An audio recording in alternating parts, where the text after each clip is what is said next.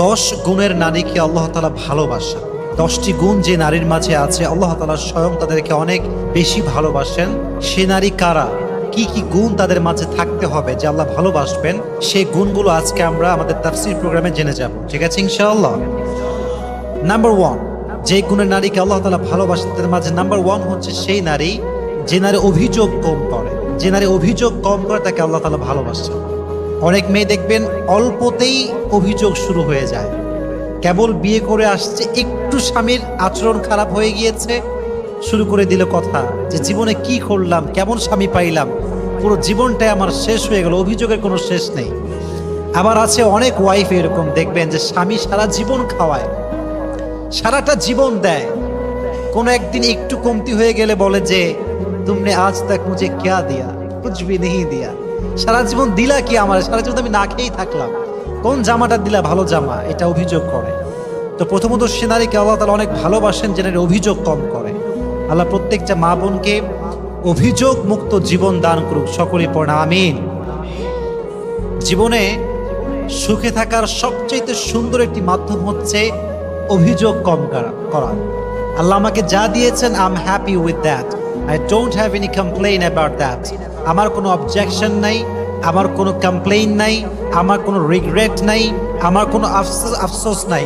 What ever I have আলহামদুলিল্লাহ with that. সকলে বলেন আলহামদুলিল্লাহ। তাহলে আজ থেকে সুখী হতে চাইলে অভিযোগ কম করবেন, রাজি আছেন তো ইনশাআল্লাহ? তাহলে 1 নাম্বার সে নারী যে অভিযোগ কম করে, আল্লাহ লাভস হার ভেরি মাচ, আল্লাহ তাকে অনেক ভালোবাসে। 2 নাম্বার হচ্ছে সেই নারী the women who is very patient, যে নারী খুব ধৈর্যশীল, তাকে আল্লাহ ভালোবাসে। মনে রাখবেন সবর হচ্ছে এমন একটি হাতিয়ার, সবরকে আল্লাহ তাআলা এমন একটি যন্ত্র দিয়েছেন যা কখনো ব্যর্থ হয় না। সবরকে আল্লাহ তাআলা এমন একটি তীর দিয়েছেন যা কখনো লক্ষ্য ভ্রষ্ট হয় না। সবরকে আল্লাহ তাআলা এমন এক বিজয়ী সৈনিক বানিয়েছেন যেটা কখনো পরাজিত হয় না। সবরকে আল্লাহ তাআলা এমন এক সুরক্ষিত দুর্গ বানিয়েছেন যা কখনো ধ্বংস হয় না।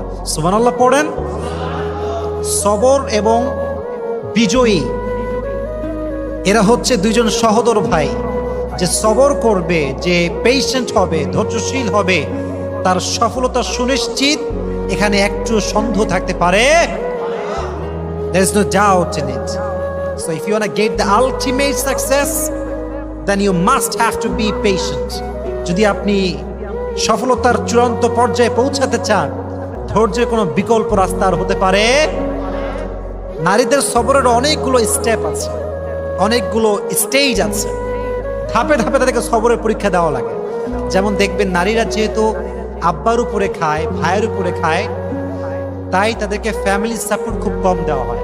মনে করেন ফর এন এক্সাম্পল, একজন মেয়ে পড়ালেখা করতে চায়, বড় ডক্টর হতে চায়, আব্বা বলছে না, পারবো না, হবে না, বাড়িতে বসে থাকবে। ধৈর্যের পরিচয় দেওয়া লাগবে। বিয়ে হয়ে গিয়েছে এমন এক যুবকের সঙ্গে যে গাঁজাখোর, মদখোর, স্বামী স্ত্রীর যে ভালোবাসার সম্পর্কটা বোঝে না, কিচ্ছু বোঝে না। পেশেন্ট থাকতে হবে, ধৈর্যশীল হতে হবে। বিয়ে হয়ে গিয়েছে মেয়েটার, শাশুড়ি অনেক খারাপ, এই ক্ষেত্রে সবরের প্রয়োজনটা যুবক ভাইয়েরা আছে না নাই? সবর লাগবে। মনে রাখবেন বাংলাদেশে যত ডিভোর্স হয়, কথাগুলো মনোযোগ দিয়ে শুনবেন, তার সবচেয়ে বড় কারণ হচ্ছে নারীরা ধৈর্যশীল নয়। স্বামী ছোট্ট একটা কথা বলে এটাকে তিল থেকে তাল বানিয়ে দেয়, ঠিক কিনা যুবক ভাইরা? তাল বানিয়ে দেয়, আর সংসারটা অল্পতেই ভেঙে যায়। এজন্য নারীদেরকে ধৈর্যশীল হতে হবে। আরও একটা পয়েন্ট শেয়ার করতে চাই বিনয়ের সাথে।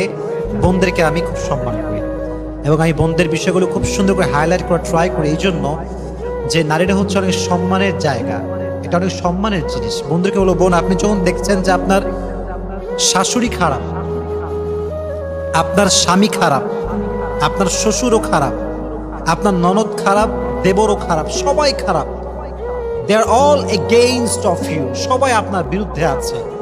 But believe me, trust me, if you have patience, and if you are patient, Allah will help you ইনশাআল্লাহ।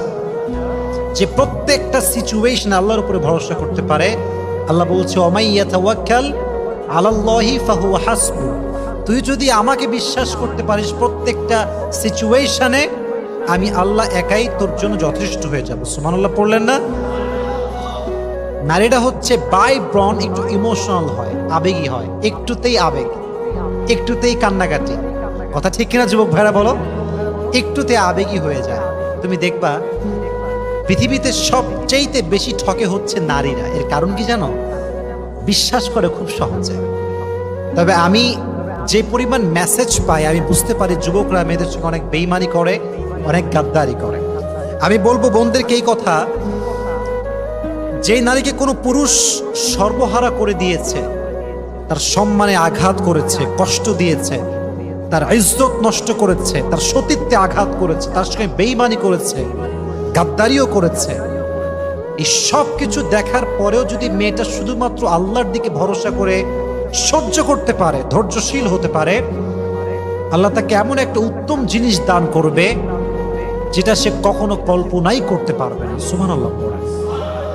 In every kind of situation you must have to be patient. যত যাই আসুক, ভূমিকম্প হয়ে যাক, সুনামি হয়ে যাক, টর্নেডো হয়ে যাক, but I will be patient. রাজি আছেন তো ইনশাআল্লাহ? আল্লাহ সবাইকে ধৈর্যশীল হওয়ার তৌফিক দান করুন, সকলেই পড়ে আমিন। তাহলে 1 নাম্বার, যে নারী অভিযোগ করে না। 2 নাম্বার, যে নারী ধৈর্যশীল হয়। কি শীল হয়? এত আস্তে কেন? সবাই বলেন কি শীল? আমরাও সবাই ধৈর্যশীল হব তো ইনশাআল্লাহ।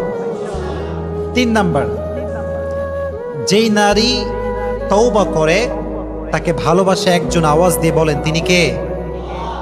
সবার ক্ষেত্রে সেম। গুনাহ হয়ে গিয়েছে, হবেই, বিকজ উই আর ম্যানকাইন্ড। আমরা মানুষ, আমরা ফেরেশতা নই, গুনাহ আমাদেরই হবে। হাদিস শোনেন, আল্লাহ বলছে যদি বনি আদম ভুল না করত, গুনাহ না করত, এদের সবাইকে আমি ধ্বংস করে আবার নতুন করে মানুষ সৃষ্টি করতাম যারা অন্যায় করতো আর আমার কাছে মাফ চেত। তার মানে বোঝা গেল কুল্লু বনি আদম খাত্তাউন ওয়া খায়রুল খাত্তাইনা আত-তাওয়াবুন। প্রত্যেক মানুষই ভুল করবে, তবে সবচেয়ে উত্তম ভুলকারী হচ্ছে সেই ভুলকারী যে ভুলকারী ভুল করে তওবা করে একজনের কাছে আওয়াজ দিয়ে বলেন তিনি কে? You must have to be repent whatever you have committed in your life. যা হয়ে গিয়েছে হয়ে গিয়েছে, past is past। আমি সঙ্গে সঙ্গে রবের কাছে তওবা করব। রাজি আছেন তো ইনশাআল্লাহ? Okay, I'm going to share with you the most motivational ayah from Quran. আল্লাহ বলছেন, قل يا عبادي الذين أسرفوا على أنفسهم لا تقنطوا من رحمة الله। আল্লাহ বলছেন, বান্দা তোর জীবনে অনেক অন্যায় করেছিস, অনেক গুনাহ করেছিস, অনেক জুলুম করেছিস, লা তাকনাতু মিন